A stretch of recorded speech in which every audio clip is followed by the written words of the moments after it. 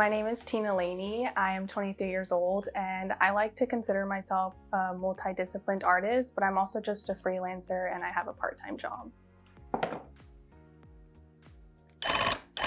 As a child, I really liked arts and crafts, so I'm thinking that's just how it kind of evolved into making tufted rugs. I don't really have a background of family who are good and artistic that way, so it's just kind of me who started it all by myself.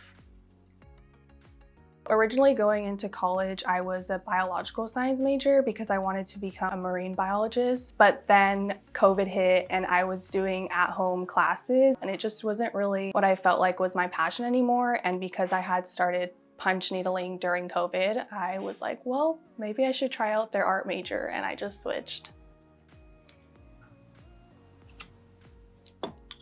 I don't remember that exact moment that I was like, oh yeah, I'm gonna turn this into a business. I think I just knew I was creating pretty things and I wanted to share them with people.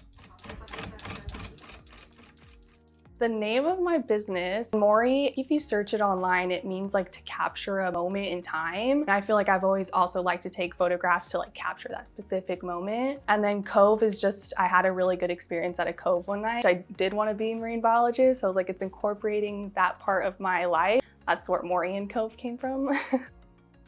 My creative process typically starts with an idea in my head. I'll normally want to sketch it out and I use Procreate. From there, I make sure I have the cloth in order to make the rug, and then I just go for it because that's basically the only way to figure out if it's gonna look good and be what I envisioned. I have to actually create it. I've only been selling at markets for a year or so. It hasn't been a while because I just stuck to staying at home and selling online at first. And then I met someone in college who introduced me because their friend was hosting one. I just keep going because it's always a really good experience.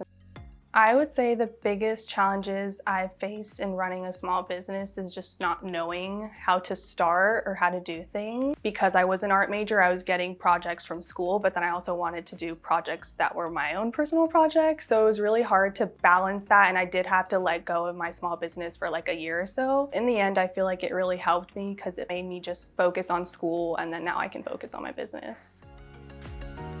My goals and plans for the future of my business are kind of up there. I'm still trying to figure out exactly what I want to do with it, if I want to make it a big thing or just keep it to a small scale and small business from home.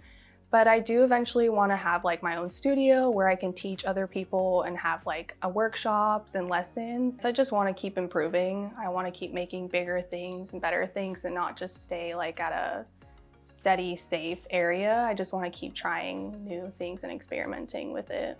Some advice I would give to aspiring artists who want to start their own business would be just to go for it. You're never really going to know if it works if you don't go for it.